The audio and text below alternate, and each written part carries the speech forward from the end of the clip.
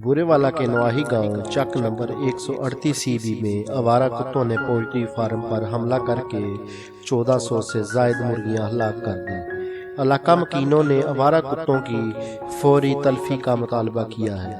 बुरेवाला के नवाही गांव 138 सीबी में वाक़या अरफान पठान के पोल्ट्री फार्म में आवारा कुत्ते अचानक पोल्ट्री फार्म की जालियां काट कर अंदर दाखिल हुए और पोल्ट्री फार्म में मौजूद 1400 से जायद मुर्गियों को हलाक कर दिया। गांव वालों के आने पर कुत्ते वहां से गायब हो गए। मकामी लोगों के मुताबिक इन आवारा कुत्तों के काटने से पहले भी गांव की एक खातून जान से गई और मुतअद्दिद अफराद भी जख्मी हो चुके हैं। अब इन्हीं कुत्तों ने पोल्ट्री फार्म में लाखों रुपए मालियत की मुर्गियां हलाक कर दी हैं। मुतासरा शख्स ने नुकसान के अजाला और कुत्तों की फौरी तलफी का मुतालबा किया है। सहाफ़ी मोहसिन मुगल, मुगल न्यूज़, बुरेवाला।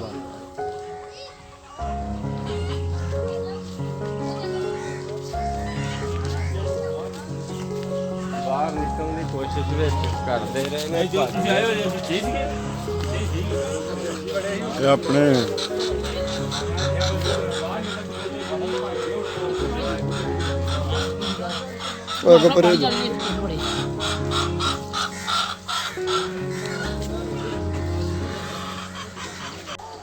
ਚੱਕ ਨੰਬਰ 138 ਵੀ ਅਰਫਾਨ ਭਾਈ ਨੇ ਸ਼ਹਜ਼ਾਦ ਭਾਈ ਨੇ ਇਹਨਾਂ ਦੇ ਫਾਰਮ 'ਚ ਰਾਤ ਅਵਾਰਾ ਕੁੱਤੇ ਜਿਹੜੇ ਦਾਖਲ ਹੋ ਗਏ ਨੇ।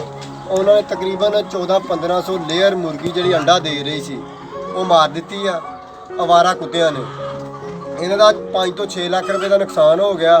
ਸਾਡੀ ਵਜ਼ੀਰਾਲਾ Punjab assistant commissioner Burewala, deputy commissioner Vehari ਉਹਦੇ ਅੱਗੇ ਅਪੀਲ ਹੈ ਵੀ ਇਹ ਗਰੀਬ ਆਦਮੀ ਨੇ, ਇਹਨਾਂ ਦੇ ਨੁਕਸਾਨ ਦਾ ਉਜ਼ਾਲਾ ਕੀਤਾ ਜਾਵੇ और ਚੱਕ ਦੇ ਅੰਦਰ ਜਿੰਨੇ ਵੀ ਅਵਾਰਾ ਕੁੱਤੇ ਨੇ ਉਹਨਾਂ ਦੇ ਖਿਲਾਫ ਜਲਦ ਤੋਂ ਜਲਦ ਕੋਈ ਸਖਤ ਐਕਸ਼ਨ ਲਿਆ ਜਾਏ ਤਾਂ ਕਿ ਮਜ਼ੀਦ ਜਾਨੋ ਮਾਲ ਦਾ ਨੁਕਸਾਨ ਨਾ ਹੋ ਸਕੇ। ਲਿਹਾਜ਼ਾ ਇਹਨਾਂ ਦਾ ਜਿਹੜਾ ਨੁਕਸਾਨ ਹੋਇਆ ਉਹਦਾ ਉਜ਼ਾਲਾ ਕੀਤਾ ਜਾਏ ਤਾਂ ਕਿ ਇਹ ਮਜ਼ੀਦ ਅੱਗੋਂ ਜਿਹੜਾ ਕੋਈ ਆਪਣਾ ਰੋਜ਼ਗਾਰ ਆ ਉਹਨੂੰ ਬਿਹਤਰ ਤਰੀਕੇ ਨਾਲ ਚਲਾ ਸਕਣ। ਮਿਹਰਬਾਨੀ। जनाब वज़ीर आला पंजाब उस्मान बुज़दार साहब से रिक्वेस्ट है कि हमारे गांव चक नंबर 138 ईबी में ये हमारे इरफान भाई और शहजाद भाई इन्होंने अपने शेड में लेयर मुर्गी डाली थी और उसका आवारा कुत्तों ने रात वो काफ़ी नुकसान 1500-1600 मुर्गी या वो मार दी है।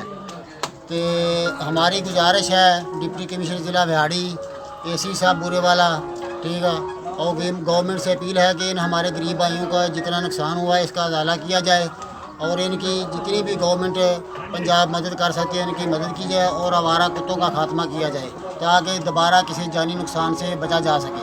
ठीक है ना। हमारी बार बार गवर्नमेंट पंजाब से अपील है कि इस आवारा कुत्तों को ख़त्म किया जाए और किसी जानी नुकसान से आगे से जो वो इनको बचाया जा सके। Thank you.